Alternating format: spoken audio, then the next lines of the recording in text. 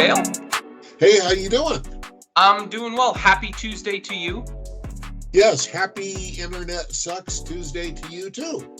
Yeah, if many of you are wondering why our faces are a lot bigger and you have to now stare at this, the internet is going down nationwide. It's not just us. So you might have seen it. Amazon, Facebook, a lot of places are down. So unfortunately, we make these presentations on the internet and we record over the internet. So we have this issue. Hopefully you get this today on Tuesday. If not, happy Wednesday. Right. But regardless, we still wanted to bring you a market update because there are always things that we can talk about. Interest rates are pretty much the same. Last week, they were up at around 6.9%. We're seeing the same. There's not really any movement up or down. So we're in a holding pattern and things are about pretty much where they're at. However, we also wanted to remind you that we have a couple of seminars. Tonight would normally be our credit education seminar, but we do have to cancel that on account of the internet not being here. And then, of course, 2 weeks from today is the first-time homebuyer seminar, 5 o'clock. Sit at the office there in Jackson, assuming the internet is back on, which I would think that it would be. Yeah. Now, Dale, I remember we were talking earlier about Dandelion Days. That means two things for us. Right. It means, one, come to downtown Main Street, Jackson, and have a good time. Lots of things going on.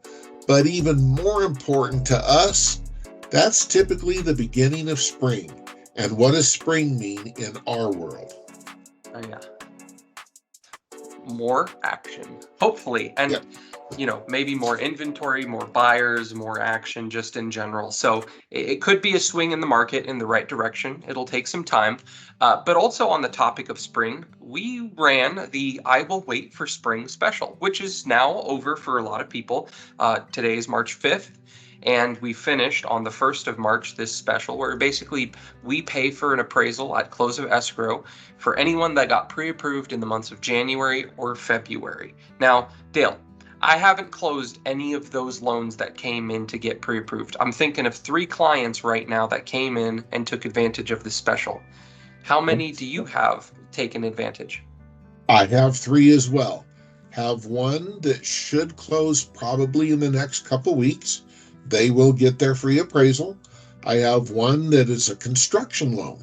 Their house is not going to be ready until June, but they are getting a free appraisal as well. So it's a great thing. I mean, free money, right?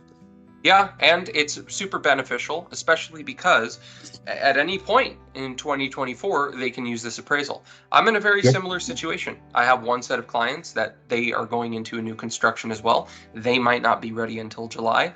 I also have a set of clients that have no clue when they're going to buy, and they're good with buying at some point in 2024. I told them, look, if it's December, it's December. You still came in, got pre-approved, you're going to get that free appraisal at close of escrow.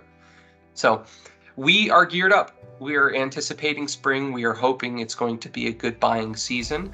But we are not without relevant information on today's market update. Even though you have to stare at our faces, we still provide good information. And Dale, I wanted to talk to you about seller credits because this is something that a lot of buyers are utilizing in this day and age. Right.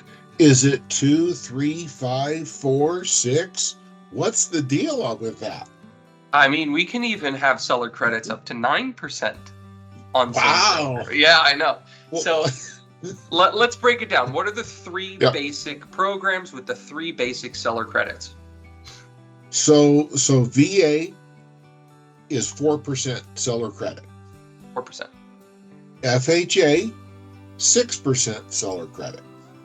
Okay. Conventional, it depends upon how much the customer is putting down. Less than 10% down is a 3% seller credit limit. More than 10 to 25% down is a 6% seller credit limit. And how much is it at 25% down or more? 9%. 9%. So really, seller credit depends upon the program and the down payment. Yeah. And it can be extremely helpful to know these, especially the difference between FHA and conventional. Because a lot of times, what might happen with some buyers, they're maybe doing down payment assistance, or they need some extra assistance when it comes to closing costs. And the difference between the monthly payment might not be that different versus FHA and conventional. However, what you can do is you can charge more on FHA with the seller credits, and you can have a better situation for your borrowers. So if you're a buyer's agent and you got a buyer, they don't have much funds, they need down payment assistance, but they don't have much cash for inspections, for the appraisal, for the deposit on the insurance. Well, how are they going to close this house? Well, one of the features might be seller credits. And if you've been thinking 3%, 3%, 3%, well, give FHA a consideration. And on top of that, there are still so many other loan programs out there. So give us a call. We can answer the questions for you and guide you through what works on what program and what doesn't. The goal is get the client in the house and everybody's happy. Yep. All right, Dale, that wraps it up for today's market update. Have a great day. All right, you too. Thank you. All right, see ya. Bye. Bye.